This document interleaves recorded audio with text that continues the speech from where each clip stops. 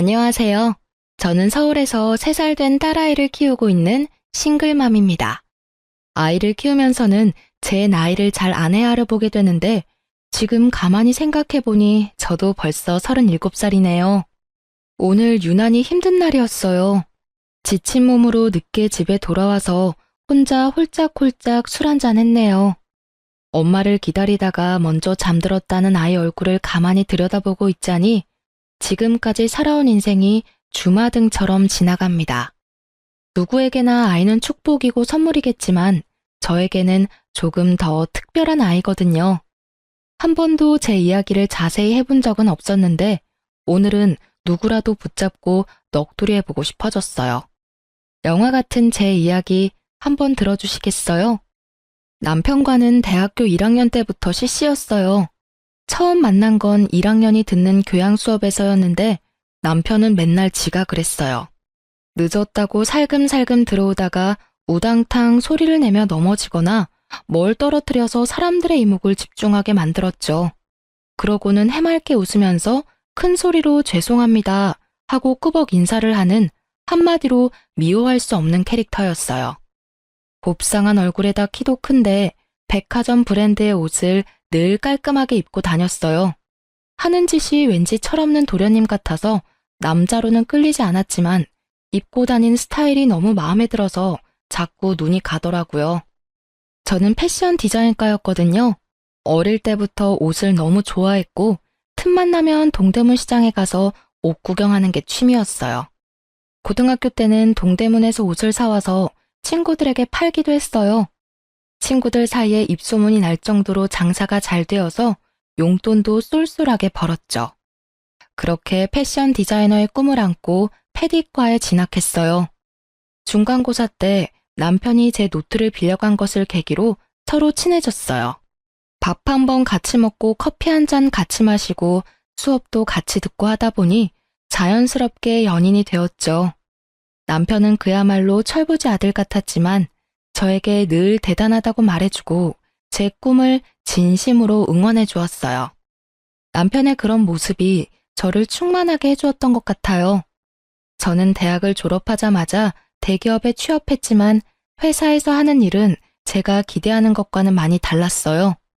정말 실망스럽고 몸도 마음도 너무 힘들었지만 얼른 돈을 모아서 제 쇼핑몰을 하겠다는 생각으로 하루하루 버티며 살았어요.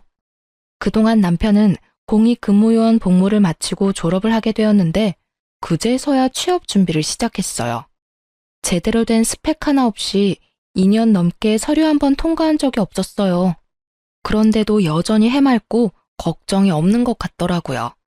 남편의 그런 모습에 이 사람과의 미래가 그려지지 않아서 이별을 고민하고 있을 때였어요. 그날이 발렌타인데이였는데 오랜만에 좋은 데서 밥을 먹자면서 호텔에 있는 레스토랑으로 데리고 가더라고요. 그런데 그 자리에 남편의 부모님이 나와 계셨어요. 부모님을 처음 뵙는 건 아니었지만 예상하지 못한 상황이라 좀 당황스러웠죠. 그런데 그 자리에서 더 당황스러운 이야기를 하시더라고요. 아무리 봐도 이놈이 취업하긴 글렀고 남의 밑에서 일할 수 있는 놈도 아니다. 그래도 우리 집이 어렵지 않으니 지 사업해보라고 뭘 하나 차려주고 싶은데 이놈 혼자 하라고 하면 하는 족족 말아먹을 걸 내가 안다. 오래 지켜보니 진이 너는 내가 이놈보다는 믿을만 하겠더라. 이 양반이 너희 사업 자금을 대주시겠단다. 우리가 도와줄 테니 진이 너 현빈이랑 사업 한번 같이 시작해보면 어떻겠니? 초기 자금으로는 모자라지 않을 만큼 지원하시겠단다. 너희가 이만큼만 나왔는데 더 미룰 것 뭐가 있니? 그냥 너희 결혼해라. 예물 예단 이런 헐에 생략하고 소박하게 가족들만 모여 시골리고 현빈이 아파트에서 같이 살면서 너희들 사업 한번 같이 해봐라. 남편의 집안 사정을 아주 자세히 알고 있지는 못했지만 경기도 근처에 대대로 물려받은 땅이 많고 20여 년쯤 전에 그 일부가 고속도로에 유입되면서 엄청난 보상을 받았다고 하더라고요. 친구들 중에는 남편 집안의 부를 부러워하거나 시기하는 애들도 있었지만 저는 사실 경제력을 알고 사귄 것도 아니었고 그를 만나면서 그 집안의 재산이 저와 관계 있는 일이라고 생각해 본 적은 없었어요.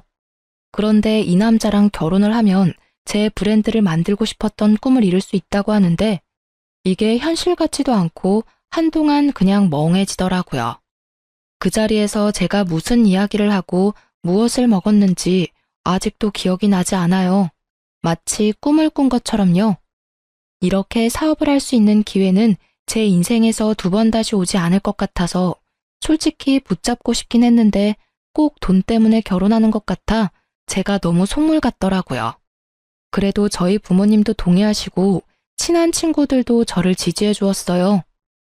너무 갑작스럽고 둘 다 아직 어리긴 하지만 너희는 가장 순수할 때 만나서 6년이나 만난 사이잖아. 그만큼 오래 연애했으니 결혼하는 게 당연하지. 그런가? 나 돈 때문에 결혼하는 거 아니겠지? 그럼 절대 돈 때문에 결혼하는 건 아니지. 이런 기회도 아무에게나 오는 게 아니야. 이런 기회를 제안받은 것도 네 복인 거야. 정말 감사하게 받아서 현빈이랑 같이 사업 잘해봐. 그 다음에 다 갚아드리면 되지. 안 그래? 그렇게 우리는 결혼하게 되었고 작은 사무실을 하나 얻어 인터넷 쇼핑몰을 시작했습니다. 고등학교 때부터 사입하던 실력으로 예쁜 디자인을 독점으로 잘 뽑아왔고 제가 직접 디자인한 자체 제작 상품들도 판매했어요.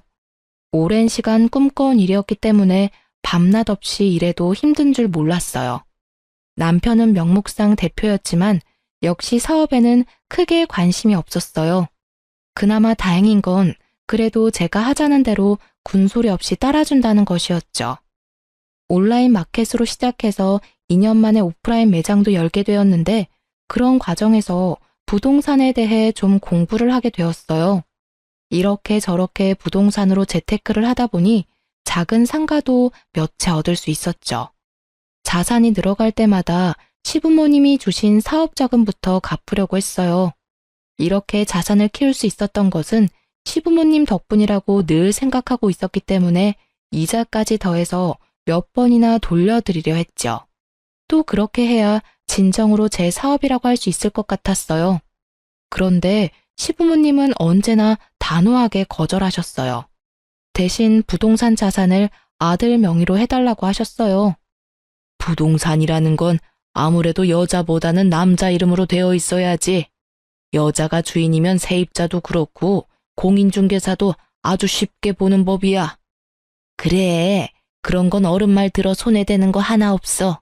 돈 갚을 필요 없고 상가 명의만 아들 이름으로 해라. 그걸로 대신해. 회사는 시부모님이 돈을 대줬으니 남편을 대표로 세웠다지만 제가 만든 부동산 자산까지 남편 명의로 하는 건 아무래도 좀 억울했어요.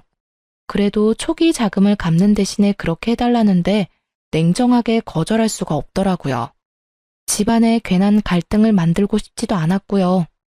이렇게 모든 게 순탄한 것 같던 저희에게 딱 한 가지 마음대로 되지 않는 건 바로 아이였어요.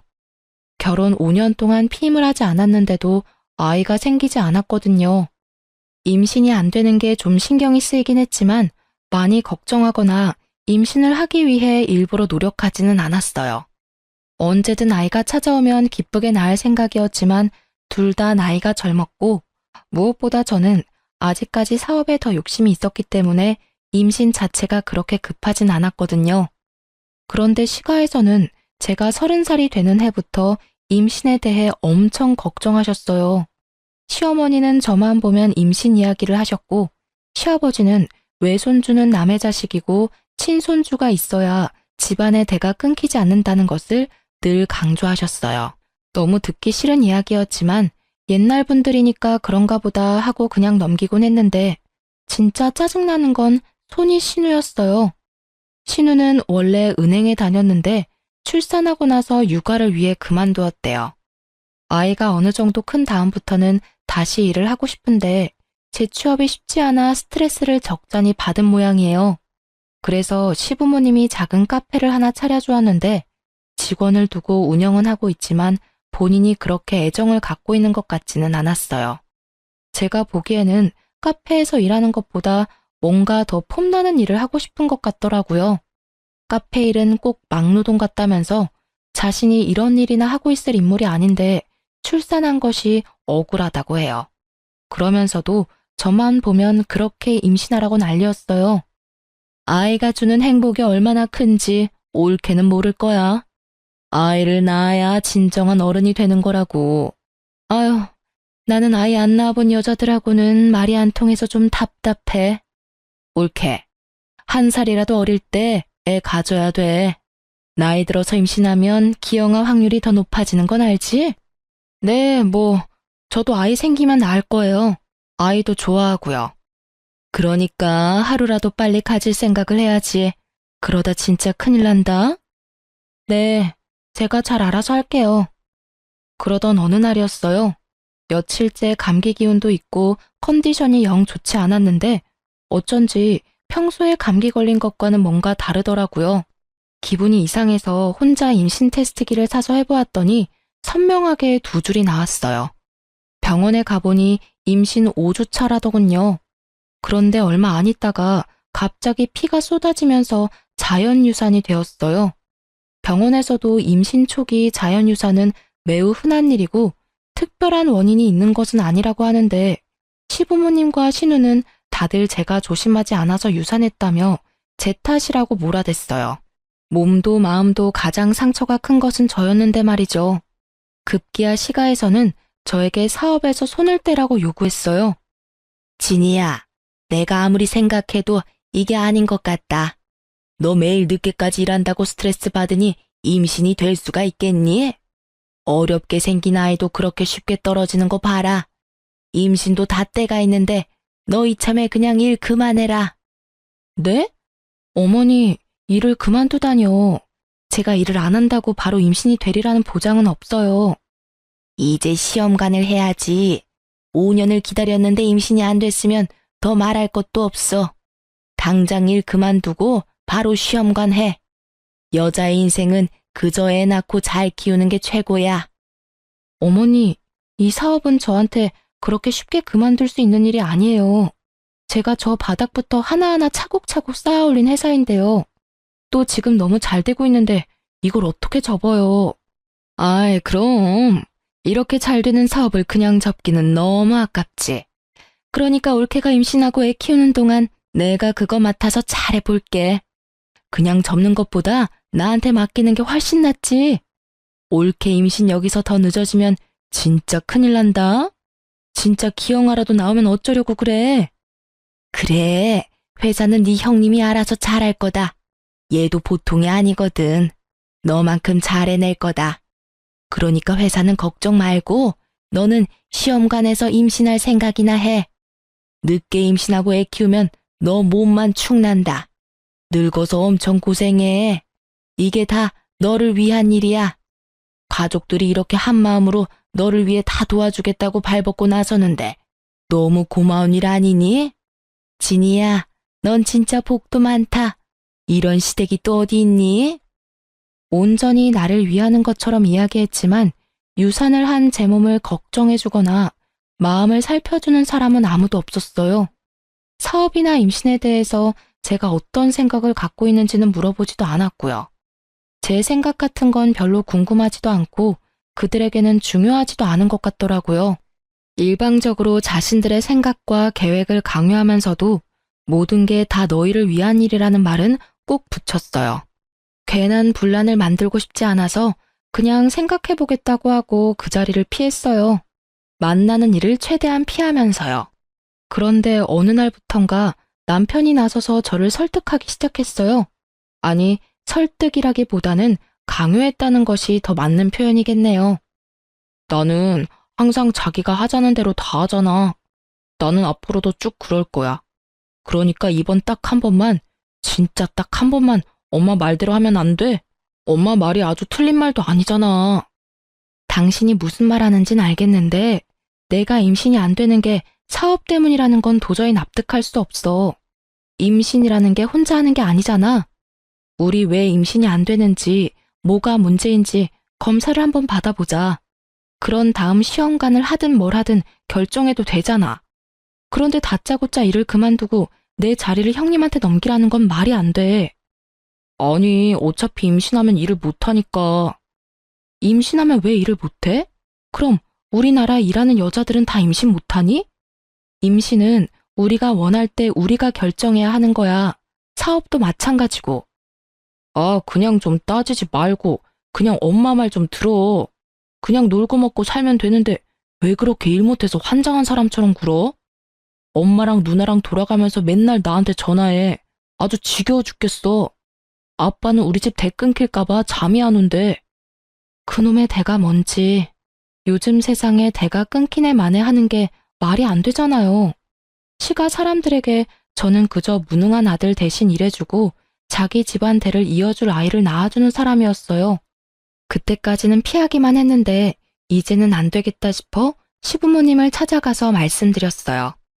어머니, 저는 당연히 아이를 낳을 생각이긴 하지만 지금 당장 시험관을 하고 싶지 않아요. 먼저 왜 임신이 되지 않는지 남편과 함께 검사는 받아볼게요. 제가 아니라 남편에게도 문제가 있을 수 있잖아요. 요즘 남성 난임도 많다고 해요. 아니 얘, 우리 현빈이가 무슨 문제가 있다고 그래? 멀쩡한 애를 얘가 병신을 만드네. 임신이 남자 탓이 어디 있니? 다 네가 일한다고 몸을 제대로 관리하지 않아서 임신이 안 되는 거지. 임신을 혼자 하는 것도 아니고 몸 관리는 저보다 현빈이가 더 안 하는 거 아시잖아요. 그건 검사 받아보면 알겠죠. 그리고 저에게는 지금 아이보다 사업이 더 중요해요. 물론 부모님이 도와주셨지만 제가 첫 삽부터 하나하나 제 손으로 쌓아올린 그야말로 제 자식 같은 회사입니다. 대표는 제가 아니지만 제가 다 키운 회사예요. 저는 그만둘 생각도 없고 형님에게 맡길 생각은 더더군다나 없습니다. 진작에 했어야 하는 일이지만 이참에 대표이사도 저로 바꿀 생각입니다. 뭐가 어쩌고? 참, 기가 차서 말이 안 나온다. 어쩜 이렇게 눈을 똑바로 뜨고 따박따박. 내가 나조차고 이런 소리 하는 거니? 다 너희들 좋으라고 하는 소리지? 됐다. 네 생각 아주 잘 알았다. 너 아주 잘났구나. 여자가 대표인 회사가 잘 돌아가겠다. 잘난 너희들 꼴도 보기 싫다. 앞으로 우리 집에 오지 마라. 시어머니는 기가 막힌다며 부들부들 떠시고 시아버지는 한마디도 안 하시다가 자리를 박차고 나가버리셨어요. 그전까지는 제가 한 번도 시부모님께 맞선 적이 없었어요. 충분한 초기 자금을 지원해 주셨다는 것 때문에 그분들에게는 저는 항상 빚을 진 기분이었거든요. 늘 고분고분하던 제가 이렇게 반기를 드니 당황하셨겠죠. 그날 이후 시가와는 물론 남편과도 사이가 좀 어색해졌어요. 신우는 하루에도 몇 번씩 전화를 했고요. 물론 잘 받지 않았어요. 전화를 받지 않으면 카톡으로 엄청나게 화를 쏟아냈어요. 뭐 읽기는 했지만 답을 하지는 않았죠. 시가 식구들과 잘 만나지 않으니 소화도 잘 되고 은근히 편하더라고요. 남편하고도 좀 대면대면해지면서 대화도 잘 안 하게 되었는데 남편은 친구들과 술 마신다며 안 들어오는 날이 점점 더 많아졌어요. 저는 저대로 사업에 더 몰두했죠. 좀 더 사업을 확장하기 위해 사람도 많이 만나고 공부도 했어요. 그러던 어느 날 남편이 회사로 꽃을 보냈더라고요. 미안하다는 장문의 편지와 함께요. 길에서 자객을 봤는데 제가 생각났대요. 제가 제일 좋아하는 꽃이거든요. 편지에는 여전히 사랑하고 존경한다는 말과 함께 주소가 하나 적혀 있었어요. 오랜만에 같이 저녁을 먹고 싶다면서요.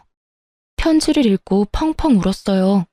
그래도 고마운 분들이고 내가 사랑하는 사람인데 너무 제 생각만 한 것 같아서 미안한 마음이 들었어요. 그날 이후 저희는 다시 가까워졌어요. 남편이 저에게 애를 많이 쓰더라고요. 특히 지나가다가 생각났다면서 선물을 많이 해주었어요. 명품 가방이나 액세서리 같은 걸요. 또 친구들과 발리로 서핑 여행을 다녀오더니 저와 같이 가고 싶다고 휴가를 내서 여행을 가자고 하더라고요. 거기 너무 로맨틱하더라.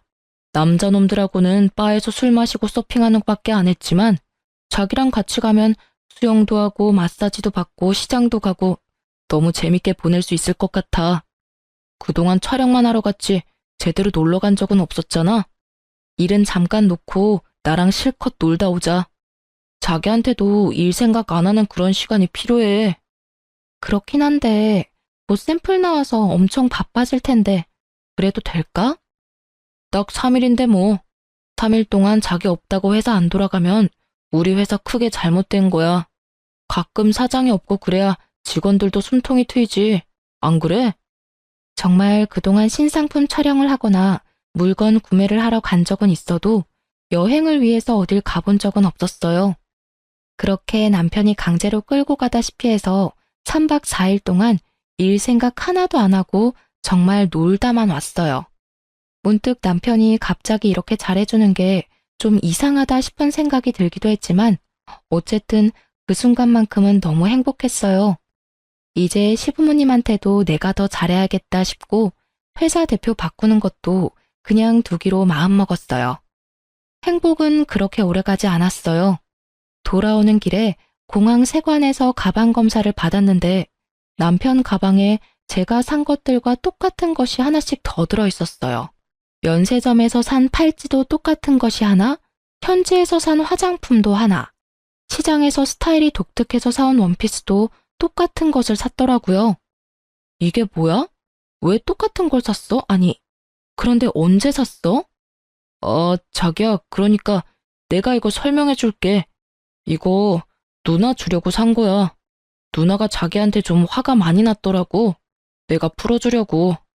누나한테 선물을 해본 적이 없어서 뭘 사야 할지 잘 모르겠는데 자기가 워낙 안목이 좋으니까 똑같은 거 사면 되겠다 싶었어. 그런데 자기는 누나 별로 안 좋아하잖아. 괜히 기분 나빠할까 봐 내가 그냥 몰래 샀어. 말 안 하고 사서 미안해. 아, 그래? 그랬구나. 그럼 나한테 말을 하지. 형님한테 더 어울릴 만한 걸 골라줬을 텐데. 누가 봐도 신우에게 어울릴 만한 것들이 아니었어요. 심지어 원피스는 사이즈도 맞지 않았고요. 평소 남편과 누나의 사이가 나쁘지는 않았지만 그렇다고 저 몰래 선물을 사서 기분을 풀어줄 정도로 다정한 사이는 아니었어요. 일단 알았다고 하고 넘어갔지만 이상한 기분이 들더라고요. 저 말이 안 되는 거짓말 뒤에는 누나가 아닌 다른 여자가 숨겨져 있을 것만 같은 직감이요. 남편은 저에게 더 애를 쓰더라고요. 선물 공세에 이어 술이 얼큰하게 취해 들어와서는 괜히 마사지도 해주고 생전 안 하던 집안일도 자기가 한다고 까불다가 엉망진창을 만들어 놓았어요. 이런 남편의 노력이 어쩐지 순수하게 느껴지지 않았어요. 뭔가 더 있을 것 같은 심증은 있지만 확증이 없으니 제가 괜히 이상한 의심을 하는 건 아닌지 혼란스럽기도 했고요. 그러던 어느 날 제 차가 리콜이 되어 남편 차를 잠깐 쓰게 되었어요. 우연히 남편 차의 글로브 박스를 열었는데 거기에 못 보던 핸드폰이 하나 들어있더라고요. 손에 들고 잠시 고민을 하다가 전원을 켜보았어요. 그야말로 판도라의 상자를 열게 된 거죠. 다른 여자와 나눈 뜨거운 대화들, 친구들이 아니라 그 여자와 다녀온 여행, 누나에게 준다던 선물의 인증샷까지. 남편의 외도를 너무나도 적나라하게 내 눈으로 확인했어요. 남자가 바람을 피면 오히려 집에 와서 잘해준다고 하더니 그 모든 것이 바람 피면서 저에게 쇼한 것이더라고요. 그날 밤에도 술을 마시고 늦게 들어왔는데 한 손에 꽃다발을 사들고 왔더라고요. 꽃다발 따위 쓰레기통에 처박고 싶은 심정이었지만 일단 물 한 잔 떠주고 이야기 좀 하자고 했어요. 왜? 무슨 일 있어? 얼굴이 왜 그래? 어디 아파? 병원 갈까? 저는 말없이 차에 있던 핸드폰을 내밀었어요. 남편의 눈이 2배는 커지더라고요. 이거 어떻게 자기가... 아니, 이거 내 거 아닌데? 이거 뭐야? 다 봤어. 그동안 쇼하느라 엄청 힘들었겠다. 발리에서 산 선물들 누나 준다더니 내가 아는 누나가 아니던데? 형님이 알면 서운하겠다.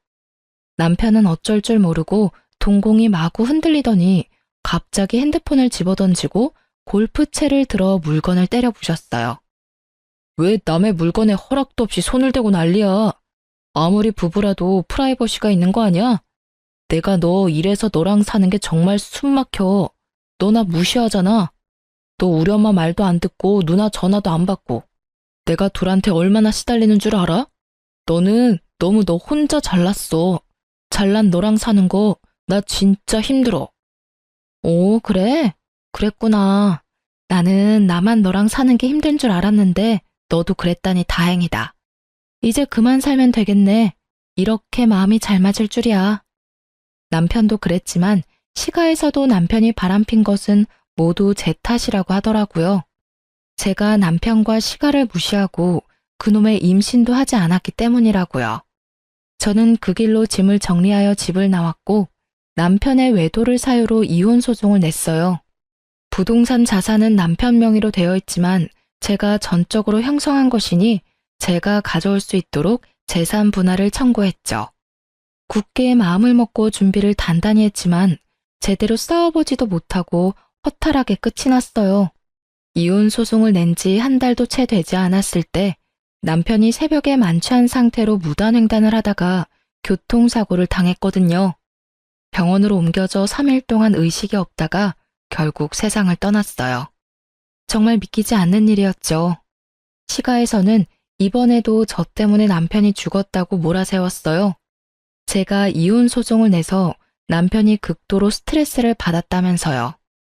남편은 여자하기 나름인데 한 번쯤 용서하고 다독이지 못한 제가 천하의 나쁜 년이라며 원망했고 너도 벼락 맞아서 죽으라면서 저주하고 갖은 욕설을 퍼부었어요. 시어머니에게 뺨을 얻어맞기도 하고 머리카락을 뜯기기도 했어요. 남편의 사망은 저에게도 충격이었어요.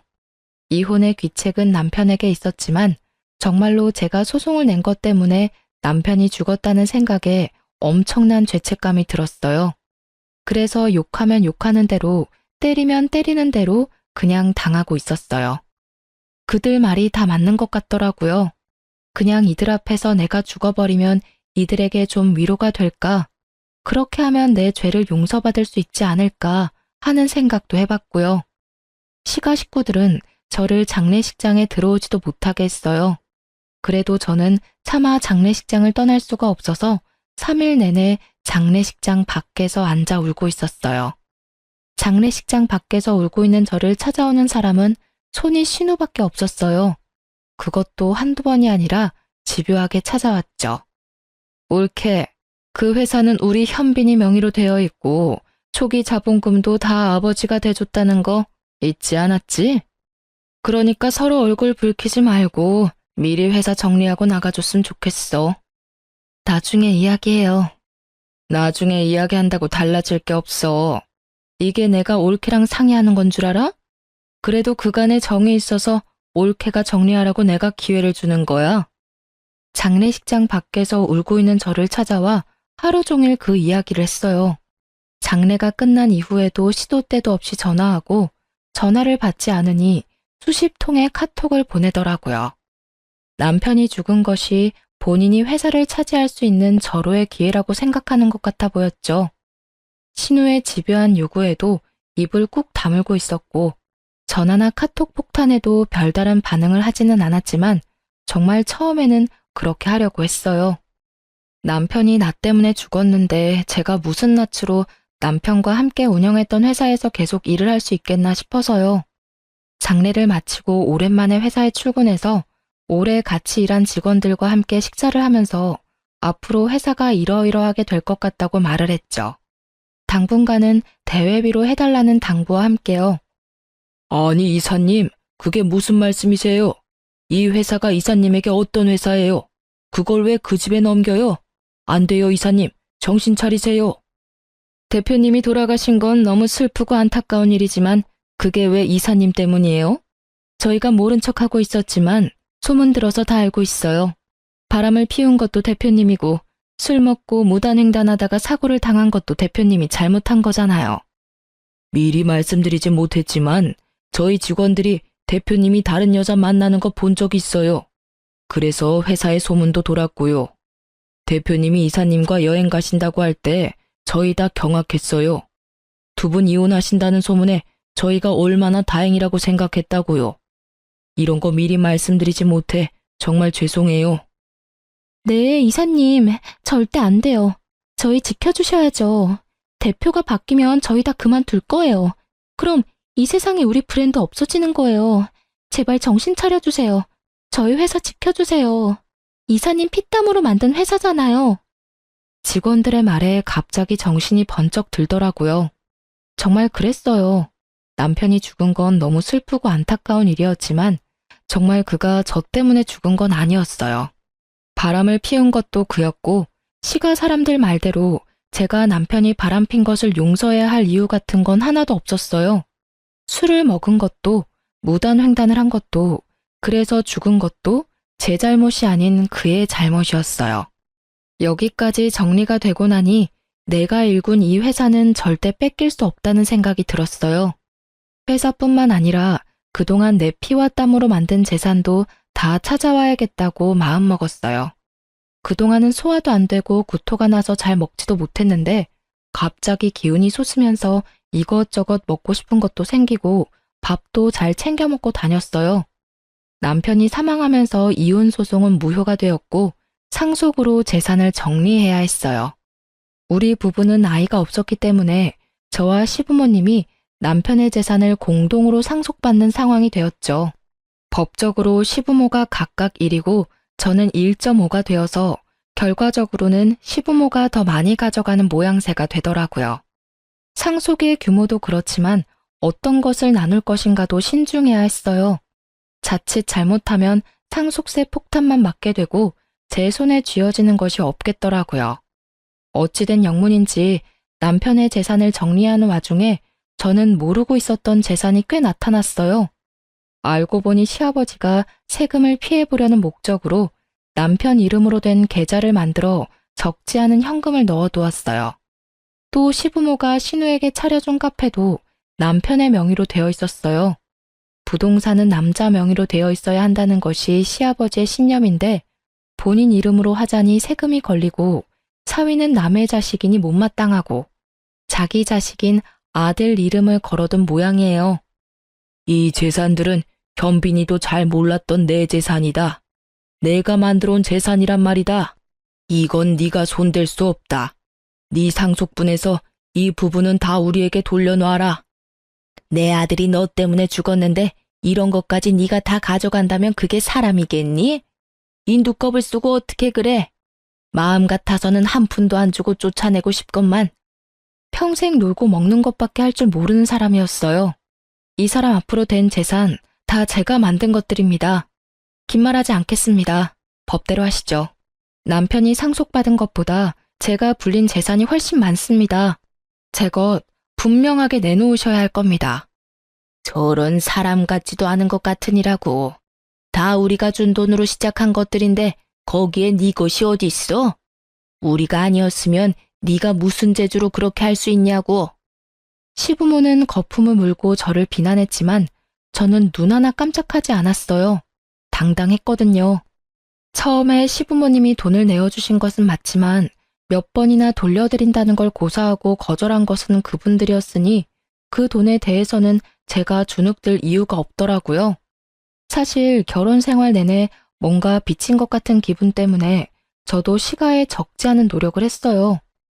좀 부당하다 생각되어도 시부모님 하라는 대로 고분고분 말도 들었고 해마다 때마다 물질적으로나 물리적으로나 저는 최선을 다했어요.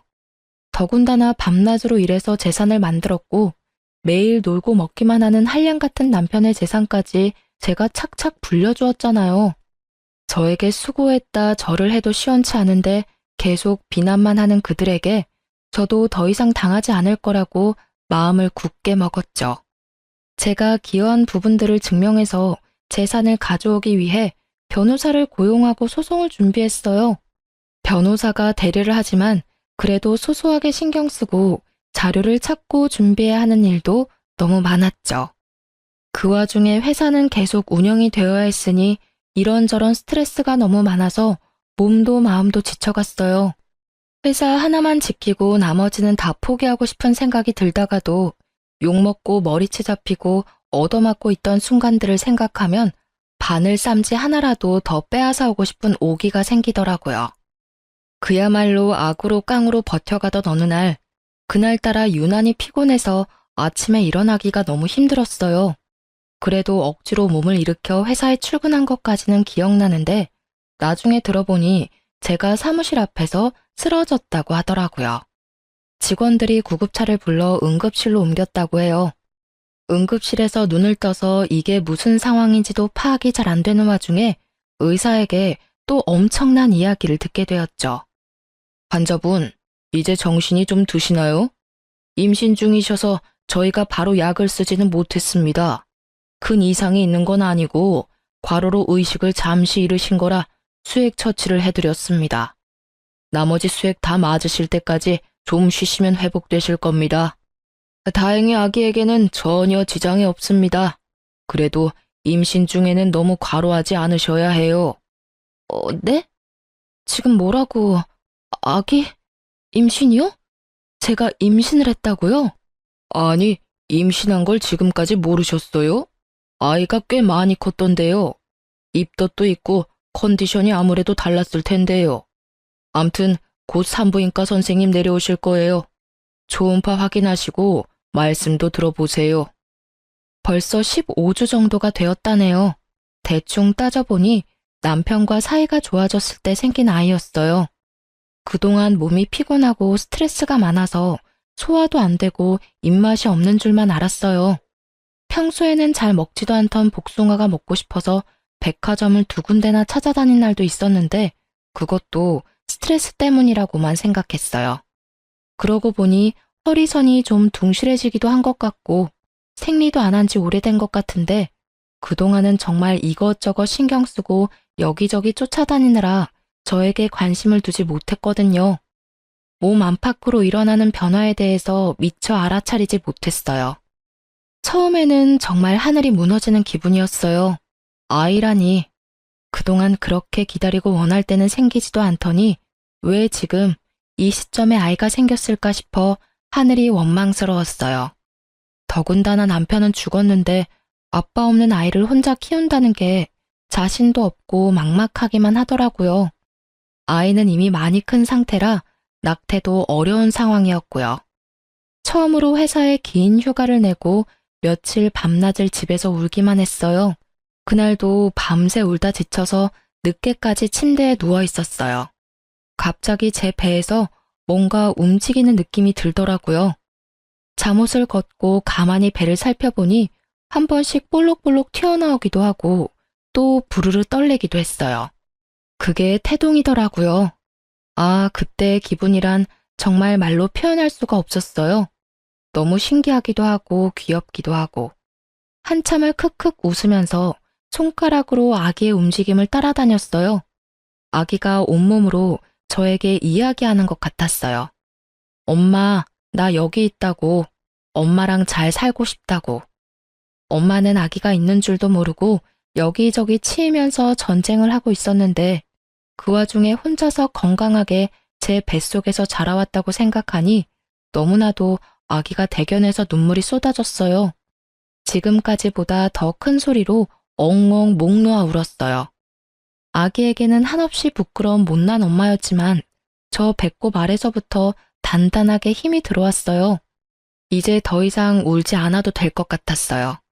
세상에서 제일 강한 사람이 된 것 같았거든요. 우리 아기, 엄마에게 와줘서 고마워. 엄마가 널 지켜줄게. 엄마랑 행복하게 살자. 라고 속으로 다짐했죠. 뱃속의 아이는 딸이었어요. 우리 딸의 존재가 밝혀지면서 거짓말처럼 그 복잡한 싸움들이 다 해결되었어요. 직계 가족이 생겨서 남편의 재산은 뱃속의 아이와 제가 100% 상속하게 되어 시부모와 지리멸렬하게 싸울 필요가 없어졌어요. 저는 그저 잘 먹고 마음 편안하게 지내면서 아이가 건강하게 태어날 수 있도록 지켜주기만 하면 되었어요. 그렇게 임신 타령을 하던 시가 식구들은 제가 임신했다는 소식에 얼굴이 하얗게 질리더라고요. 물론 이번에도 친우가 쌍심지를 들고 나서긴 했죠. 그렇게 안 생기던 아이가 갑자기 생겼다고? 그거 현빈이 아이가 아닐 수도 있잖아. 네가 바람 폈을지 누가 알아? 친자 확인해야지. 좋아요. 친자 확인해드리죠. 하지만 여기까지예요. 저는 더 이상 여러분들의 그 어떤 요구에도 응하지 않을 겁니다. 이제 남편이 없으니 서로 얽히지 말고 각자의 인생 잘 살아가는 것으로 해요. 그게 무슨 말도 안 되는 소리니? 엄연히 우리 손주가 있는데 핏줄이 끊어질 수 있는 줄 아니? 지금 제가 동의를 구하는 줄 아세요?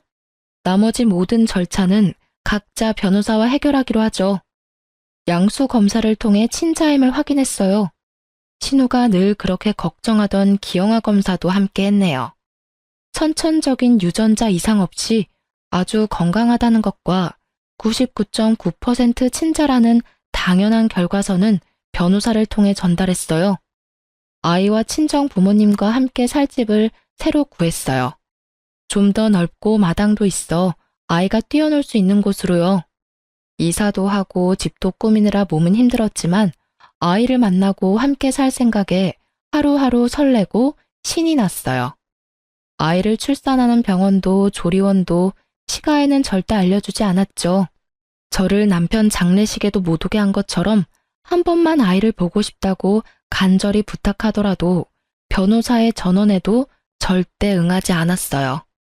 어차피 남편이 없으면 남인 사람들인데 더 보고 살 이유가 있나요? 아, 남편 명의로 되어 있던 신우의 카페는 법에 따라 제가 상속받았고 바로 팔아 처분한 다음 상속세 내는데 보태었어요. 크진 않아도 목이 좋은 상가라서 값은 제대로 받았네요. 우리 딸은 저를 닮아서 건강하고 아주 똘똘하답니다. 아이가 커가는 게 너무 아쉽고 아까운데 벌써 3살이 되었어요. 밥도 잘 먹고 말도 얼마나 잘하는지 하루 종일 아이가 종알대는 소리가 끊이지 않는답니다. 덕분에 어른들의 얼굴에는 항상 웃음꽃이 피어있죠. 저희 회사에는 아동복 라인이 새로 런칭되었어요. 딸을 생각하며 제가 직접 만드는 옷이니만큼 시장에서도 반응이 아주 좋답니다. 디자이너 딸답게 패션에 민감하고 까다로워서 신제품을 출시하기 전에는 꼭 딸에게 승인을 받아야 해요. 그러다 보니 저희 회사에서 제일 공을 들이고 있는 것이 아동복이 되었답니다. 이렇게 최선을 다해 키우고 있지만 한 번씩 아빠가 없는 것에 대해 아이가 어떻게 받아들이게 될지를 생각하면 가슴이 먹먹해지곤 한답니다. 아이가 어린이집을 다니기 시작하면서 아빠에 대해 물어볼 때가 많아졌거든요.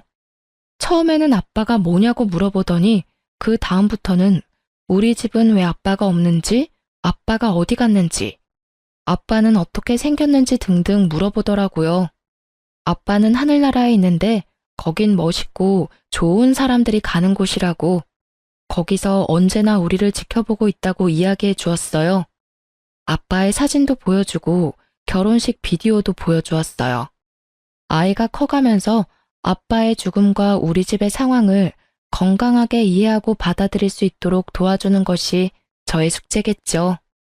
그래도 정말 우리 딸은요, 열심히 살아온 저에게 하늘이 준 선물이에요. 남편에 대해서는 아직도 분노와 원망이 더 크고 남편의 부재가 너무 크게 느껴져서 뼛속까지 외로운 날도 있지만 우리 딸은 그가 마지막으로 저에게 준 선물이라고 생각하고 있어요. 그가 준 수많은 선물 중에서 제일 마음에 드는 소중한 선물이요. 우리 딸 진짜 저에게 특별한 아이죠? 혼자서 아이를 키우며 일하는 것이 쉽지만은 않지만 저 열심히 그리고 씩씩하게 살아갈 겁니다. 그래서 우리 딸 보란 듯이 잘 키울 거예요. 여러분, 저 응원해 주실 거죠? 지금까지 제 사연 들어주셔서 감사합니다. 안녕하십니까, 여러분. 저는 요즘 깊은 고민에 빠져 있는 60대 여자입니다. 참, 이걸 어떻게 풀어야 할지 고민 해결이 도무지 되지 않아서 여러분에게 도움을 받고 싶어 이렇게 사연을 올리게 되었습니다. 그런 말이 있잖아요. 검은 머리 짐승은 거두는 게 아니다. 제가 지금 딱 그 꼴인 처지라 어찌해야 할지 막막합니다. 한자 사연을 올리면서도 이걸 용서를 해줘야 하나 말아야 하나 너무나도 속이 터져나갈 지경입니다. 제 이야기를 한번 들어보시고 현명한 조언을 해주시면 저에게 힘이 될 것 같습니다. 저는 20대 후반에 결혼을 해서 딸을 하나 낳고 행복하고 평화롭게 잘 살고 있었습니다.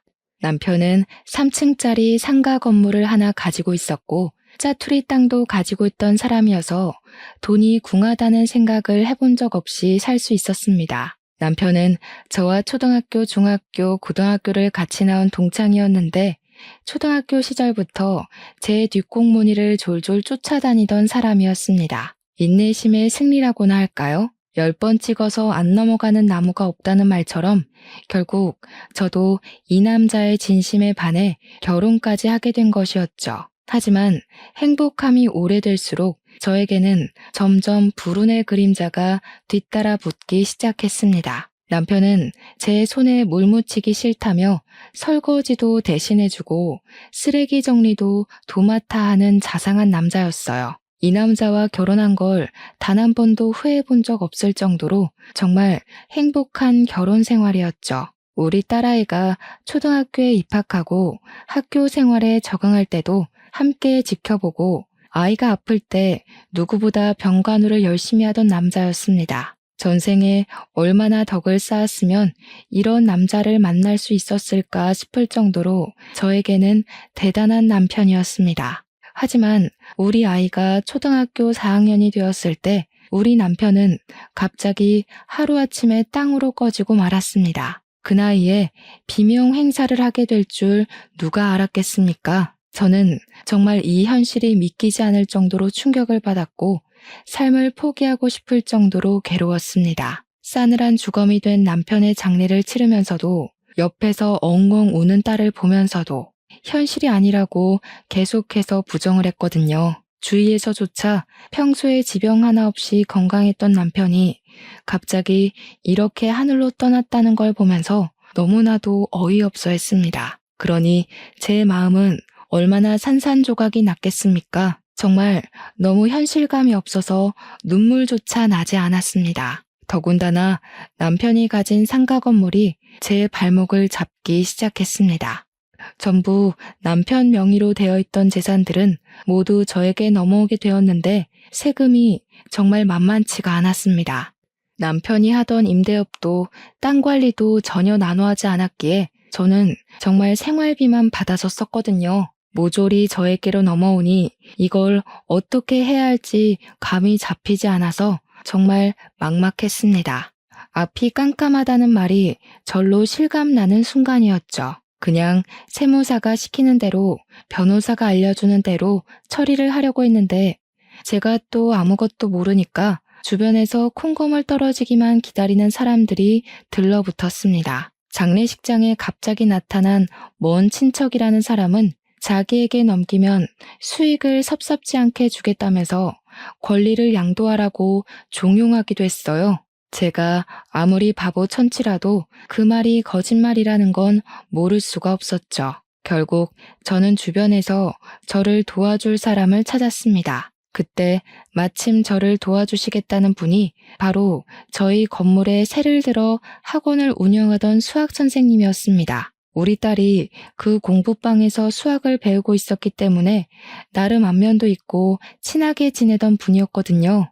작은 호실 하나 임대해서 학원이라고 하기엔 거창하고 딱 공부방 정도로만 운영을 하시던 분이었는데 원래는 세무회계 쪽을 공부하셨던 분이라고 하더군요. 수학 선생님 주변에는 똑똑하신 사자 선생님들이 많이 계셨고 덕분에 저는 일 처리를 수월하게 할 수 있었습니다. 제 상가를 노리고 달려드는 하이에나들에게서 지켜주시기도 하고 법적으로 건물을 아주 꽁꽁 묶어 저 이외에는 아무도 탐을 낼 수 없게 해주셨습니다. 임대업 사업자를 내고 관리하는 법까지 친절하게 알려주신 덕분에 저는 정말 손 한 번 안 대고 코를 풀 수 있었습니다. 저에게는 두 번 다시 오지 않을 은인이나 다름없었죠. 그래서 저도 수고비를 꽤 많이 들였습니다. 그런데 문제는 또 다른 곳에서 터지기 시작했습니다. 제가 아무리 건물이 생기고 짜투리 땅이 생겼다고 해도 당장에 상속세를 내야 하고 현금이 필요한 곳이 많더라고요. 어찌나 돈이 급한지 대출을 받으려고 했는데 대출 이자도 만만치 않고 매달 들어가야 하는 현금이 꽤 많이 필요했습니다. 상가 월세 수익이 아무리 괜찮다고 해도 당장 필요한 상속세는 만만치 않았어요. 어릴 때 고향에서 살던 집을 하나 팔아서 상속세는 급하게 해결을 했는데 그러고 나니 딸이랑 먹고 살 생활비가 필요하더라고요. 월세 수익은 계속 세금으로 빠져나갈 예정이었고 저는 급하게 생활비를 벌기 위해 고정적 수입이 들어올 수 있는 회사에 취직을 하게 되었습니다. 게다가 애초에 그 건물에 제 거라는 생각이 들지 않았던 터라 남편이 죽고 나서 생각도 많아졌고요. 딸을 홀로 키워 나가야 한다는 부담감에 안정적인 직장을 구해 늦은 나이지만 회사의 사무직 직원으로 취직을 하는 게 생계에 도움이 될 것 같았습니다. 월세를 받으면 되는 것 아니냐고 생각들을 하시겠지만 남편이 100% 관리하던 남편 건물이라서 그런지 월세를 제가 받아 마구 쓰는 게 참 마음에 걸리기도 했습니다. 딸이 시집 갈 때 그대로 돌려주는 것도 괜찮겠다 싶어서 세금 문제를 제외한 돈은 딸을 위해 모으기로 했어요. 그래서 남들한테 부동산, 재산 있는 거 절대 티를 내지 않고 조용히 회사 생활을 했습니다. 제가 재산이 있는 걸 알면 분명 저에게 돈을 빌려달라고 들러붙을 인간들이 많다는 걸 직감적으로 느낀 거죠. 단 한 가지 문제는 이제 초등학교 4학년이 된 딸이 학교 수업을 마치고 나서였습니다. 저는 7시에 퇴근을 하는데 딸아이가 학원을 아무리 늦게 마친다고 해도 시간이 붕 뜨게 되더라고요. 고작 초등학교 4학년이 밤늦게까지 공부만 할 수는 없었으니까요.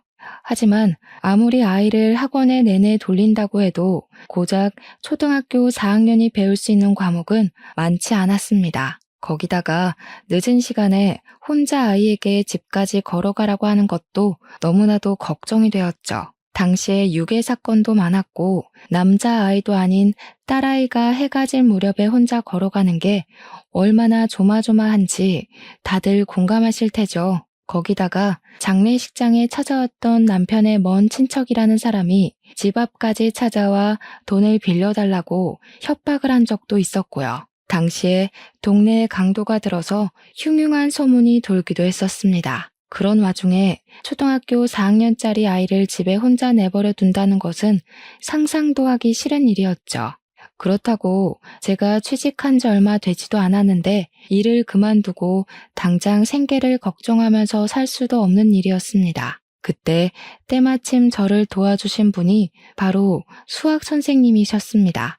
아이의 학원 마지막 스케줄이 수학이었는데 제가 데리러 갈 시간이 될 때까지 거의 2시간 동안 아이를 자습실에 두고 공부를 도와주시겠다고 하셨습니다. 저로서는 정말 파격적인 제안이고 너무나도 달콤한 말로 들렸답니다. 아이를 위해 그런 수고를 해주신다고 하시니까요. 물론 제가 건물주인 걸 알고 계신 분이라 더 친절하게 대해주셨을지도 모르지만 저는 정말 너무나도 감사했어요. 친구들도 여러 명이 있다고 하시면서 걱정하실 일은 별로 없을 거라고 이야기를 해주시는데 그 어떤 말보다 든든했습니다. 저한테 혹시 다른 일이 생겨서 퇴근 시간이 늦어질 때만 연락을 따로 달라고 하시더라고요. 거기다가 먼저 본인이 남자라서 다른 부분이 걱정되거나 많이 늦게 된다면 저희 집 옆집에 데려다 주시겠다고 하셨습니다. 저희 집 옆집이 아주 오래된 이웃이고 간혹가다 저희 아이를 봐주신 적도 있었거든요. 물론 매일 맡길 수는 없는 이웃이었지만 어쩌다 한 번은 충분히 가능할 것 같았어요. 먼저 나서서 말씀을 해주시니 너무 감사할 뿐이었죠. 거기다가 우리 아이가 수학 선생님을 어찌나 잘 따랐는지 수학을 배우는 게 재미있다고 할 정도로 수학학원 가는 걸 좋아했습니다. 덕분에 저는 마음을 완전히 놓고 일에만 집중할 수 있게 되었습니다. 며칠을 머리 싸매고 고민했던 일이 한 번에 확 풀리니 세상에 참 고마운 분이 많구나 하는 생각을 하게 되었어요. 간간히 제가 감사하다고 학원에 먹을 것들을 사다 바치기도 했고요. 명절이나 스승의 날 같은 때에는 선물도 보내드렸습니다. 무엇을 드려야 할지 잘 몰라서 생필품이나 통조림 위주로 드리긴 했었는데 매번 이런 거 안 주셔도 된다고 하시면서도 고맙다고 받아가셨습니다. 저는 제 선물이라도 흔쾌히 받아주셔서 마음의 짐을 조금 덜 수 있었죠. 저는 딸아이에게 신신당부를 했습니다. 수학 선생님을 너무 힘들게 하지 말고 다른 일로 조르지도 말고 말 잘 듣고 공부를 잘해야 착한 아이라고 단단히 일러두었어요. 그랬더니 너무 걱정 말라고 하면서 수학 선생님한테 아들이 하나 있는데 2살 오빠라면서 자기를 잘 챙겨줘서 너무 고맙다고 하는 게 아니겠습니까? 알고 보니 딸아이가 자습실에서 학교 숙제나 나머지 공부를 하고 있으면 수학 선생님 아들이 우리 딸 공부를 봐준다고 하더라고요. 우리 딸은 허구한 날 입버릇처럼 나도 오빠가 있었으면 좋겠다. 오빠 있는 애들이 부럽다. 그 오빠가 우리 오빠면 좋겠다. 이런 말을 했어요. 그러니 저도 슬슬 궁금해지더라고요. 얼마나 잘해주면 그런 소리를 다 할까 싶어서요. 그랬더니 딸이 아주 신이 나서 술술 이야기를 해주는 겁니다. 우리 딸이 학교에서 점심을 먹고 나서는 아무것도 먹지 못한 채로 학원을 가게 되니까 배가 너무 고팠대요. 그러면 수학 선생님이랑 수학 선생님 아들이 학원에 도착하면 먹을 것부터 챙겨준다고 하더라고요. 과자나 초콜릿, 사탕 같은 간식거리가 아니라 배를 채울 수 있는 먹거리들을 포장해서 챙겨준다고 했어요. 핫도그라든지 떡볶이라든지 그런 것도 준비가 안 될 경우에는 컵라면이라도 꼭 하나 먹으라고 챙겨준대요. 그럼 간단하게 간식을 먹고 수학 수업을 듣고 수업이 끝나면 자습실에 가서 오빠가 학교 숙제를 도와준대요. 학교 숙제도 다 끝나면 학원 수업 때 어려웠던 부분을 다시 설명해주고 문제 풀이까지 다 봐준다는 게 아니겠어요. 알고 보니까 수학 선생님 아들이 일명 영재라고 일컫는 똑똑이라고 하더라고요. 저는 애가 배가 고플 거라는 걸 전혀 생각하지 못했기 때문에 머리가 띵해지는 느낌을 받았습니다. 그 뒤부터는 꼭 아이에게 5,000원이라도 쥐어주고 먹을 걸 사 먹을 수 있도록 했어요. 세세한 부분까지 챙겨주신 수학 선생님께 당연히 감사 인사도 드렸고요. 그렇게 1년이라는 시간을 보내게 되었습니다. 딸아이는 초등학교 5학년이 되었고 수학 선생님의 아들은 중학교 1학년이 되었습니다. 그렇게 학교가 달라지게 되니까 시간표가 서로 맞지 않게 되더라고요. 같은 초등학교에 재학 중일 때는 학교 수업 끝나고 학원을 갈 때 꼭 같이 다녔대요. 수업이 같이 끝나는 요일에는 수학 선생님 아들이 딸이 가는 음악 학원이라든지 미술 학원을 데려다주고 자기 볼일을 봤대요. 수학 선생님 아들이 다니지 않는 학원이라도 우리 딸아이가 혼자 찾아가는 게 걱정이 되어서 한 행동이었던 거죠. 화요일, 목요일 빼고는 같은 시간에 끝났는지 항상 딸아이를 지켜주고 있었던 겁니다. 그런데 이제 중학생이 되니까 우리 딸보다 늦게 끝나게 되어서 학원을 데려다 줄 수 없게 된 거죠. 그러니 매번 수학학원에서 우리 딸아이를 기다렸다가 아이를 챙겨주었다고 하더라고요. 근데 제가 그걸 너무 늦게 알게 된 겁니다. 무려 1년이라는 세월을 저 대신 우리 딸을 챙겨준 아이였는데요. 너무너무 고마운 마음에 중학생에게 뭐가 제일 필요한 물건일까 며칠을 고민하다가 선물을 챙겨주었습니다. 그 당시에는 워크맨이라고 음악을 듣는 플레이어가 엄청나게 인기였거든요. 꽤 고가이긴 했지만 가격이 문제겠습니까? 제가 그걸 선물로 사주었어요. 그랬더니 가지고 싶었던 물건이었는지 눈이 휘둥그레지면서 저한테 너무 고맙다고 몇 번을 인사를 하더라고요. 뒤늦게 알게 된 수학 선생님께서 저에게 따로 연락을 하셔서 이런 비싼 선물을 받을 수 없다고 돌려주시겠다고 하더라고요.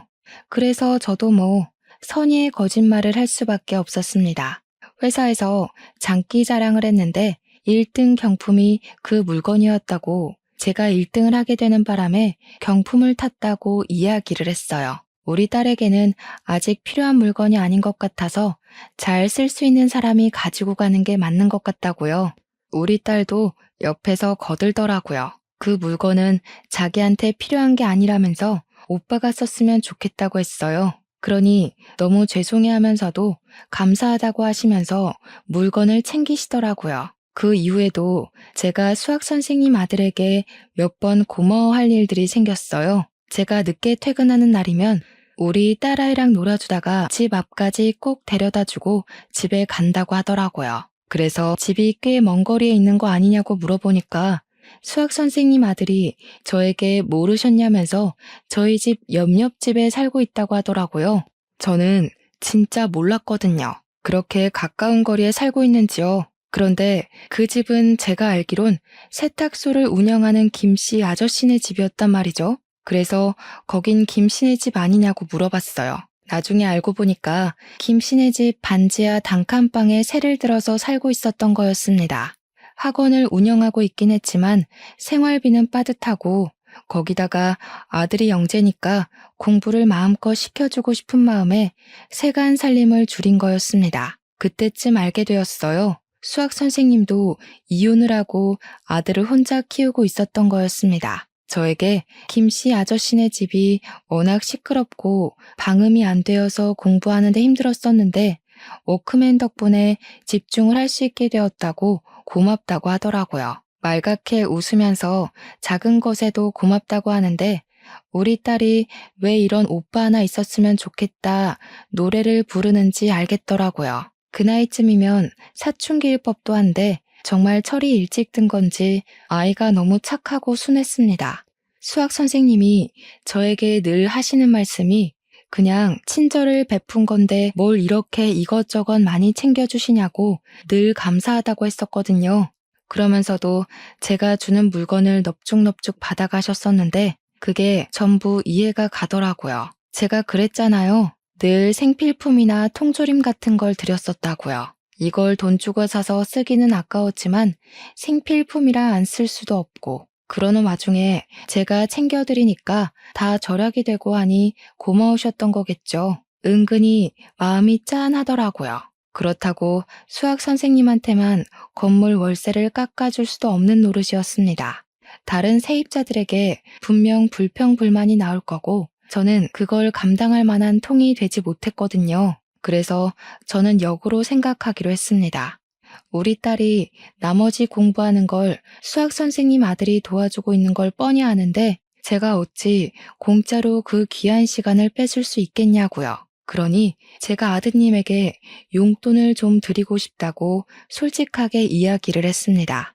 그랬더니 그건 죽어도 안 된다면서 호의로 시작한 일이니 호의로 받으시라고 싫다고 거절을 하셨어요. 그래서 저는 오히려 큰 소리를 쳤습니다. 안 되긴 뭐가 안 되는 거냐고요. 정당하게 시간을 사용한 대가를 받는 거라면서 요즘 중학생이 용돈 없이 지내면 친구들 사이에서도 놀림당하고 왕따당하기 쉽다고 했죠.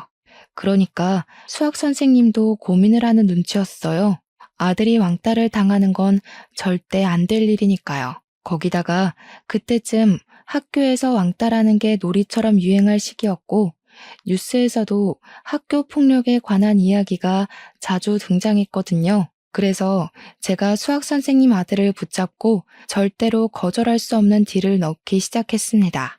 과외 수업을 하는 거라고 생각하고 매달 10만 원씩 용돈을 주겠다고 했어요. 그러니 애 눈이 정말 커지는데 당시 20만 원이면 정말 큰 돈이긴 했거든요. 수학 선생님네 공부방 월세가 50만 원이었으니까요. 500원짜리 컵떡볶이 팔던 시절이니까 얼마나 큰 돈이겠어요.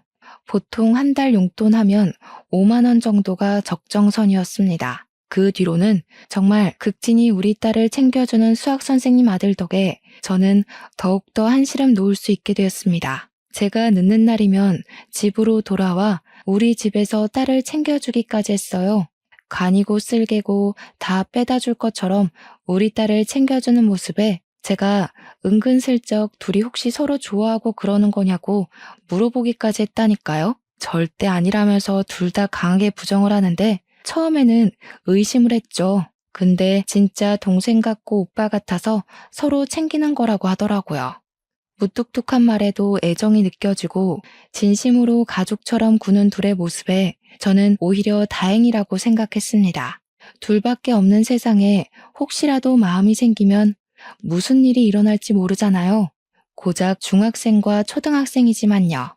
그렇게 또 시간이 흐르고 우리 딸이 중학교 1학년이 되었을 때 둘은 또 같은 학교를 다니게 되었습니다. 그러고 나서부터는 정말 친남매처럼 지냈다고 해요. 학교에서 무슨 일이 생기면 수학 선생님 아들이 달려가서 일을 도와주고 해결해주고 했다고 하더군요. 준비물을 챙기지 못한 날에는 서로 챙겨주고 급식실에서 밥을 같이 먹기도 하면서 주위에서는 친오빠인 줄 안다고 했습니다. 그렇게 시간이 흐르는 사이에 저와 수학 선생님과의 관계도 조금 달라졌어요. 아들 하나 키우는 이혼남과 딸 하나 키우는 과부가 서로 만났으니 은근슬쩍 서로에게 물들게 된 것이었죠. 딸을 돌봐주어서 감사하다는 이유로 술을 한잔하기도 하고 넷이 모여 밥을 먹기도 했어요. 처음에 우린 그게 데이트인 줄도 모르고 시간을 보냈는데 점차 둘이 만나게 되는 시간이 길어지면서 데이트로 변질되어 버린 거죠. 서로 무엇을 좋아할까 고민을 하며 선물을 하기도 하고 그 나이에도 신작 영화가 나오면 같이 보러 가는 그런 사이가 되었습니다. 하지만 서로에게 한 발 더 나아가는 용기가 없었기 때문에 뜨뜨미지근하게 그런 관계를 유지하고 있었어요. 나중에 들은 이야기인데 수학 선생님네 전부인이 도박으로 문제를 많이 일으켰다고 하더라고요. 그래서 이혼을 하게 되었고 이혼을 하면서 수학 선생님이 떠안은 빚이 좀 많아서 그걸 갚느라 늘 돈이 부족했었다는 사실을 알게 되었어요. 저는 2년이라는 시간이 흐르면서 점차 안정적인 생활을 하게 되었지만 수학 선생님은 여전히 반지하 단칸방에 있었거든요. 생각해보면 그 학원이 장사가 안 되는 것도 아닌데 왜 그렇게 세간 살림이 나아지지 않을까 생각했었는데 빚을 갚고 있는 중이었던 거죠. 마음 같아서는 제가 모아둔 월세며 생활비로 그 빚을 갚아주고 저와의 새 출발을 이야기하고 싶었지만 우리에겐 그럴 용기가 없었어요. 서로의 관계가 소중했고 자식들끼리의 돈독한 마음이 혹여라도 틀어질까봐 그럴 수 없었던 거죠. 정말 많은 고민을 했어요. 사실 저는 일을 그만두어도 될 정도로 안정을 찾았거든요. 그러나 제가 일을 그만두면 수학 선생님과의 연결고리가 어떤 식으로든 끊어지게 될 것 같아서 그래서 일을 그만두지 못한 것도 있었습니다. 기회를 이용하는 모습이 저에게도 낯설게 느껴졌지만 과부가 되었다고 사랑까지 못하는 건 아니잖아요.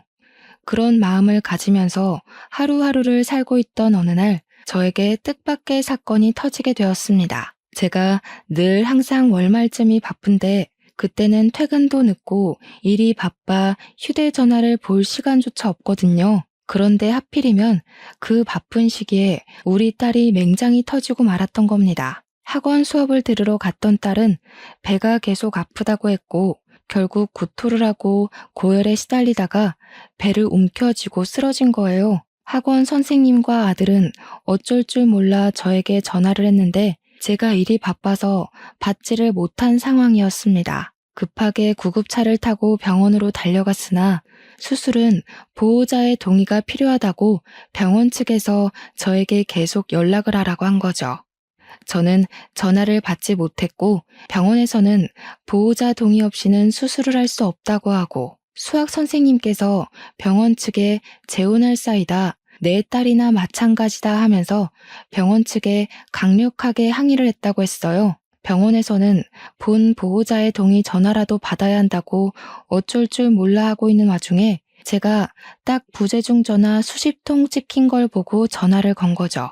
그 순간 수학 선생님 아들이 저에게 엄마 하고 부르는 게 아니겠어요. 저는 수없이 찍힌 부재중 전화에도 놀랐지만 선생님 아들이 저에게 엄마 하고 부르는 소리에 더욱 놀랐습니다. 이게 무슨 소린가 하고 있는데 아주 간략하고 빠르게 우리 딸 맹장이 터졌고 긴급 수술에 들어가야 한다고 말을 해주더군요. 그래서 당장 해달라고 수술이 필요하면 빨리 해달라고 울면서 애원을 했어요. 저는 놀라서 회사 일도 치워버리고 급하게 병원으로 달려갔는데 이미 딸은 간단한 수술이었다면서 수술 다 끝나고 병실에 올라와 있더라고요. 제가 너무 놀라서 바닥에 주저앉으니까 걱정하지 말라고 그래도 큰일 일어나기 전에 수술을 하게 되어서 금방 끝났다고 하더라고요.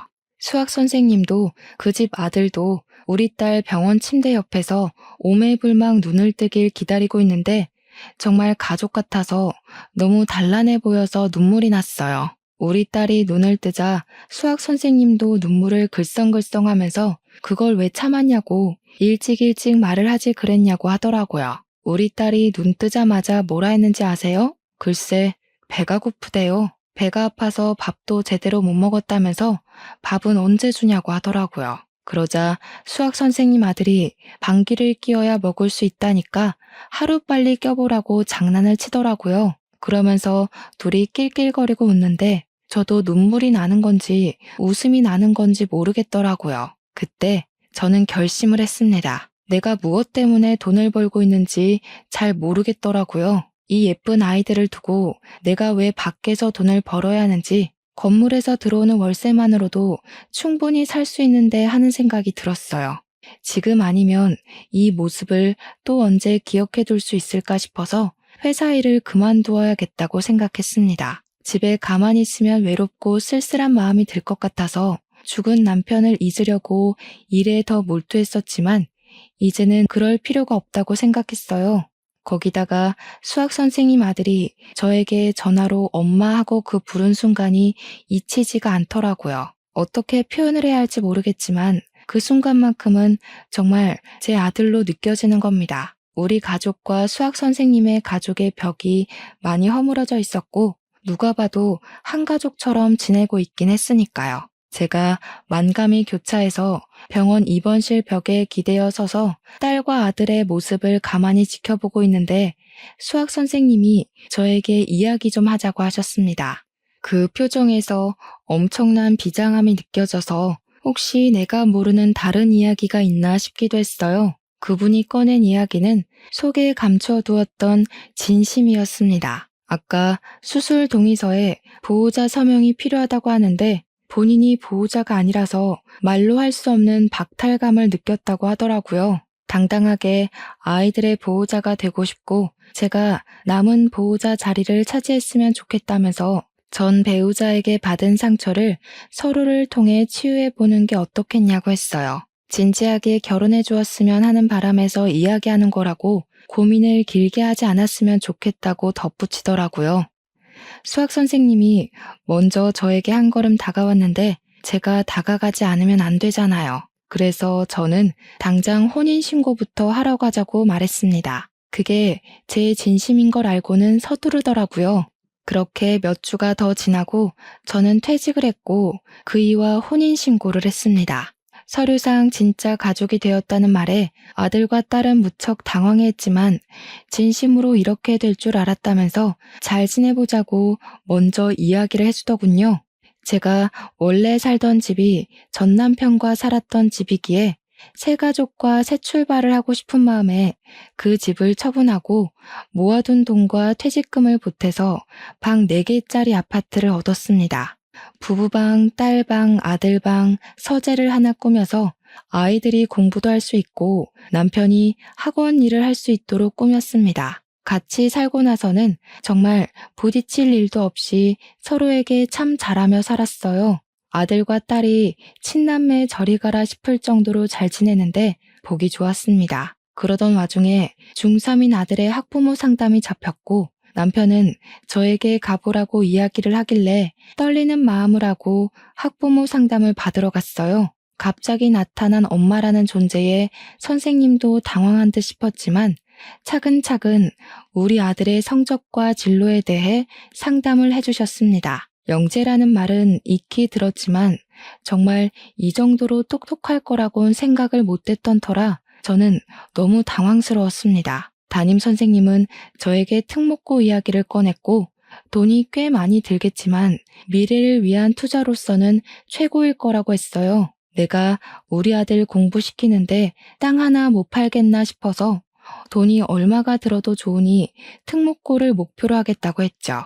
시간이 얼마 남진 않았지만 추천서도 이미 받아놨고 내신 관리도 잘 되어 있어서 걱정은 안 하셔도 된다고 하더군요. 우리가 사는 곳과 건물 모두 일산에 있었는데 아들이 서울 강동구에 있는 외고에 떡하니 붙은 겁니다. 거리가 너무 멀어서 저희 가족은 결단을 내렸습니다. 이사를 가기로요. 일산에 있는 건물도 값이 꽤 오른 터라 팔아버리고 길동에 있는 5층짜리 상가 건물을 대출을 받아서 구매했습니다. 길동의 상가 건물이 좀 낡긴 했지만 수리를 해야 하는 부분은 별로 없더라고요. 그 건물을 리모델링해서 남편의 종합학원을 차려주기로 마음을 먹었죠. 5층을 전체 학원으로 만들어버리고 선생님도 면접을 봐서 뽑았고 남편을 원장으로 세웠지만 사업자는 제 이름으로 내자고 남편이 말하더라고요. 실제 운영은 남편이 했지만 사장은 제가 된 것이었죠. 처음에는 학원생이 별로 없어서 적자였지만 우리 아들이 외고에 다니기도 했고 남편이 강의를 잘한다는 소문이 돌아서 점점 학원생들이 늘기 시작했습니다. 우리 아들이 외고를 졸업하고 서울대에 입학하자마자 5층 건물이 가득 차게 수강생들이 늘었습니다. 2년 동안 꾸준히 성장을 한 덕분이었어요. 학원의 어마어마한 매출은 제 통장으로 들어왔고 인터넷 강의 사업까지 뛰어들었더니 매출이 몇 배로 늘더라고요. 정말 새 출발이라더니 제 2의 인생을 살고 있는 듯 했습니다. 우리 아들은 서울대에 가고 집은 점점 돈이 쌓이고 동네에서 제일 좋다는 아파트도 매매했죠. 하지만 득이 있으면 실도 있듯이 우리 딸의 성적은 점점 떨어졌습니다. 붙잡고 공부를 봐줄 오빠가 없어서 그런 건지 아니면 한계점에 도달한 건지 학원에서 종일반 수업을 들어도 집중을 못하고 놀기 바쁘더라고요. 시간이 흐르고 아들은 군대에 갔고 우리 딸은 수능을 쳤는데 겨우겨우 경기권에 있는 2년제 전문대에 입학을 하게 되었습니다. 몇 년의 세월이 흐른 뒤 아들이 제대하고 복학을 했고 딸은 졸업해서 취업을 준비했으나 마음처럼 잘 되지 않아 결국 우리 학원에 취직을 하게 되었습니다. 물론 선생님은 아니고요. 프린트물을 챙겨주고 수강생 학원비를 받는 프런트 직원으로 취직하게 되었죠. 우리 아들은 착실하게 대학을 졸업하고 대기업에서 빠른 스카우트가 이루어져 대기업 연구직으로 들어가게 되었습니다. 그렇게 평화로운 시간이 흐르던 어느 날 나이가 30을 넘긴 아들이 결혼을 하겠다고 여자를 집에 데리고 왔습니다. 같은 서울대를 졸업한 피아니스트라고 했는데 너무 예쁘고 곱게 생겼더라고요. 딱 부잣집 딸내미 같은 그런 느낌을 받게 하는 여자였습니다. 결혼하고 싶다는데 어련히 알아서 좋은 여자를 데리고 왔겠지 싶어서 저는 반대를 하지 않으려고 했어요. 그런데 예비 며느리가 딱 저를 보고 이야기를 하더군요.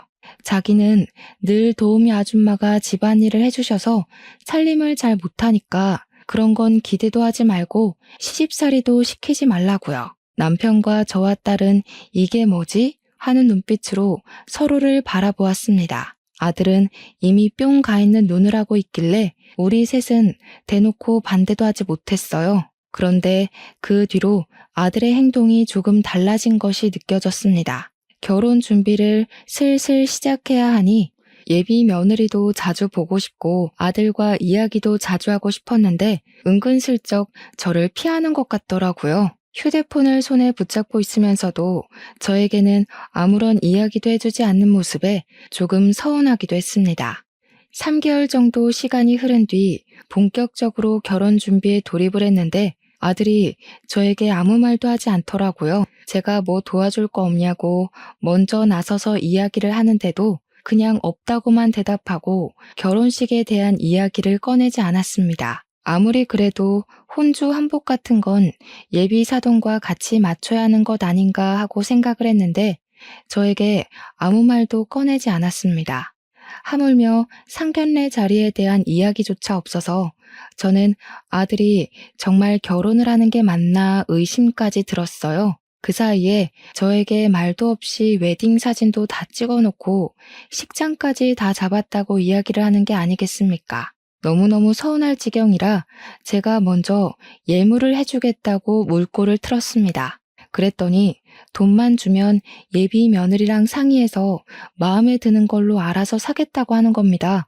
정말 그렇게 이야기하는데 가슴이 두근두근 하더라고요. 제가 뭔가 실수한 게 있나 싶기도 했고요. 하지만 아들이 좋다고 하니까 저는 통 크게 돈을 전달해 주었습니다. 딸은 오빠가 왜 저러지? 하면서 제 눈치를 보기 시작했고요. 저는 예물까지 해주고 나서야 상견례에 대해 물어보았습니다. 그러니 아들이 우물쭈물해하면서 정확한 대답을 피하더라고요. 그래서 제가 엄마가 지분해줘야지 하고 이야기를 했어요. 그제야 집은 봐둔 게 있다면서 저에게 집에 대한 이야기를 장황하게 늘어놓기 시작했어요. 그렇게 큰 집이 필요한가 싶긴 했지만 다 필요한 용도가 있다고 했고 아들의 결혼인데 그 정도는 해줄 수 있다고 생각했습니다. 그러면서도 상견례에 대한 이야기는 전혀 없어서 저는 의문을 품었죠. 그렇게 며칠이 더 지나고 금요일 저녁에 웬일로 아들이랑 남편이 같이 퇴근을 해서 들어왔어요. 꽤 늦은 시간이라 둘이 만나서 같이 들어왔냐고 물어보니까 남편이 씩씩거리면서 방으로 들어가더라고요. 무슨 일 있냐고 물어보는데 아들은 아무 말도 안 하고 있고 남편은 아들을 향해 삿대질을 하다가 한숨을 거칠게 쉬고 말더라고요. 둘이 싸움이라도 한 모습이라 의문을 품었습니다. 제가 재차 남편에게 물어보자 아니라고 딱 한마디 하는데 분위기가 영 심상치 않더라고요. 그래서 저는 다른 이야기라도 해야겠다 싶어서 아들의 전셋집 계약금 이야기를 꺼냈습니다. 이 날짜까지는 돈이 마련될 것 같아서 라고 물꼬를 트자 남편이 화를 버럭 내면서 전셋집을 해주지 말라고 하더라고요. 그래서 왜? 하고 물어보니까 그냥 해주지 말래요. 결혼식이 코앞으로 다가오는데 전셋집 이야기를 하지 말라 그러고 저도 아들도 남편의 눈치만 살피게 되었습니다. 청첩장이 나올 시기가 됐음에도 불구하고 상견례 이야기도 청첩장 이야기도 없어서 저는 아들을 닥달하기 시작했어요. 청첩장 나오지 않았니? 나왔으면 우리한테도 줘야지. 초대할 손님이 한두 명도 아니고. 나오긴 했는데 나중에 보여드릴게요. 저는 더 이상 아들의 작태를 참을 수가 없었습니다. 나중에 보여주긴 뭘 나중에 보여주냐고 당장 내놓으라고 윽박을 지르니 그제야 아들이 청첩장을 들이밀더라고요. 근데 그 순간 남편이 확 채가면서 아들에게 소리를 질렀어요. 내가 청첩장 다시 뽑으라고 했어 안 했어? 어디 이런 식으로 행동을 해? 내 앞에서? 저는 일이 틀어져도 단단히 틀어졌다는 생각을 지울 수가 없어서 남편 손에 들린 청첩장을 빼앗았습니다. 남편이 저에게 보지 말라고 소리쳤지만 뭐가 문제냐고 내 눈으로 확인을 해야겠다고 청첩장을 펼쳤어요. 저는 그 순간 정말 현기증이 날 정도로 뒤통수를 맞은 듯한 느낌을 받았습니다. 혼주 이름에 제 이름이 아닌 다른 사람의 이름이 떡하니 적혀 있더라고요. 순간 직감적으로 느낌이 오더군요. 이혼한 전 부인의 이름이구나 하는 느낌이요. 정말 배신감이 어마어마하게 들었습니다. 오빠, 어떻게 오빠가 이럴 수 있어? 지금 우리 엄마 이름이 아닌 친모의 이름을 적어둔 거야? 오해야. 나도 엄마를 엄마로 생각하고 살았어. 근데 친모한테서 몇 개월 전에 연락이 왔어. 내가 결혼한다고 하니까 혼주석에 앉고 싶다고 애원을 하는데 어떻게 거절을 해. 그 여자가 혼주석에 앉을 거면 나는 네 결혼식에 안 가겠다. 아버지. 온 가족의 얼굴이 썩어 들어가는 와중에 제가 언제부터 알았냐고 남편에게 물어보니 금요일에 같이 퇴근한 날 상견례를 했다고 하더군요. 당연히 제가 와 있을 줄 알았는데 상견례 자리에 떡하니 친모가 오더랍니다. 알고 보니 예물도 제가 준 돈으로 샀지만 고르는 건 친모랑 함께 골랐다고 하더군요. 재혼한 이후 너는 내 아들이 아니었던 적이 없었지만 이제 아니다. 앞으로는 아들이라고 생각 안 할 테니 나가라. 아들은 제 입에서 그런 이야기가 나올 줄 몰랐는지 무척 당황한 듯한 얼굴이었습니다. 내가 너 공부시키고 어학연수 시키고 등록금 내준 거 갚으라고 안 할 테니까 그냥 나가. 그래, 너 그렇게 좋다는 네 친모 찾아가서 살아라. 나도 아들 하나 없는 셈 치고 그리 살란다. 우리 딸은 그저 울기만 했어요. 어떻게 오빠가 그럴 수 있냐고, 진짜 가족이라고 생각했는데 아니었냐고 그러더군요. 아들은 친모가 불쌍한 사람이라면서 보고만 있을 수 없었다고 하는데 남편이 버럭 소리를 질렀습니다. 그 여자가 말아먹은 재산이 얼만 줄 알아? 도박이 좋다고 너 버리고 떠난 미친년인데 뭐가 불쌍하다는 거야? 사채업자가 찾아와서 너 내다 팔겠다고 난리치는 거 내가 빚 떠안는 조건으로 살려달라고 빌었다. 우리가 왜 김씨네 반지하에서 밥도 제대로 못 먹고 살아야 했는지 기억이 안 나서 이러는 거야? 남편의 말에도 아들의 얼굴에는 고집이 가득했습니다. 저는 더 이상 들을 말이 없다고 아들을 집 밖으로 쫓아냈어요. 집도 친모에게 해달라고 해라. 앞으로 신경 안 쓰고 살 테니까 보지 말자고 하고 방으로 들어왔죠. 우리 아들은 정말 그날로 짐을 싸서 나갔습니다. 신혼집이고 뭐고 어떻게 했는지 모르겠지만 알아서 하겠지 하고 생각을 안 하기로 했어요. 그렇게 2달이 더 지나고 결혼식 날이 다가와서야 조금 궁금하더라고요. 그래서 남편에게 결혼식장에 다녀오라고 했더니 남편이 죽어도 안 간다면서 자기는 아들 없다고 하대요. 결국 딸이 궁금해서 못 참겠다며 자기가 다녀오겠다고 옷을 주섬주섬 챙겨 입고 나가더군요. 진짜 혼주석에 친모가 앉았는지 가족들 버리고 결혼식은 행복하게 올리려는지 궁금했습니다. 시간이 조금 지난 뒤 딸에게 전화를 받고 남편과 저는 깜짝 놀랄 수밖에 없었습니다. 엄마, 이상해. 결혼식장에 왔는데 그 어디에도 오빠 이름이 적힌 웨딩홀이 보이지가 않아. 내가 식장에 물어봤는데 오빠 결혼 안 했대. 여기서 식 안 올렸대. 식 앞두고 취소했다는데? 그래서 저는 남편에게 아들에게 연락을 해보라고 했어요. 그러니까 왜 해야 되냐고 뭘 해 먹고 살든 상관하지 말고 살자면서 딱 잘라 이야기를 하는데 저도 더 이상 이야기를 못 하겠더라고요. 그렇게 6개월이라는 시간이 더 흘렀음에도 아들에게는 연락 한 통 없었습니다. 남편은 이야기도 꺼내지 말라고 해서 더 물어볼 수도 없었고요. 그즈음 딸이 만나고 있는 사람이 있다며 프로포즈를 받았다고 예비 사위를 소개해 주었습니다. 인물은 조금 못났지만 참 싹싹하고 생활력도 좋아 보이는 사람이었습니다. 저는 아들에게 해주지 못한 모든 것을 딸에게 해주기로 마음먹었습니다. 전셋집도 해주고 예물도 해주고 예단도 섭섭지 않게 보냈습니다. 사위는 몸둘 바를 몰라 하며 딸만 주셔도 감사한데 이 은혜는 천천히 갚겠다고 하더라고요. 남편이랑도 어찌나 죽이 잘 맞던지 술도 같이 마시고 낚시도 다니며 아들의 빈자리를 채워주었습니다. 우리 딸은 그런 모습을 보며 제 오빠가 많이 생각났나 보더라고요. 결혼식을 앞두고 연락이라도 했는지 어느 날 밤에 아들이 집으로 찾아왔어요. 무척이나 초췌한 모습이었는데 정말 피골이 상접한 모습으로 엉엉 울면서 잘못했다고 용서를 빌더라고요. 살갑게 다가온 친모를 너무 믿었습니다. 친모가 제 이름으로 빚을 내서 도박을 했어요. 제 월급도 가져가고 대출도 받아가고 결국 빚을 갚기 위해 퇴직금을 받았어야 했습니다. 결혼할 사람은 제가 돈 한 푼 없는 빈털터리가 되자 저랑은 결혼 못하겠다고 도망을 갔어요. 딸 결혼을 코앞에 두고 이런 일이 생기니까 정말 막막하더군요. 아들은 잘못했다고 울면서 비는데 남편은 그런 아들의 뺨을 쳤습니다. 부모가 네 입맛대로 고를 수 있는 건 줄 알아?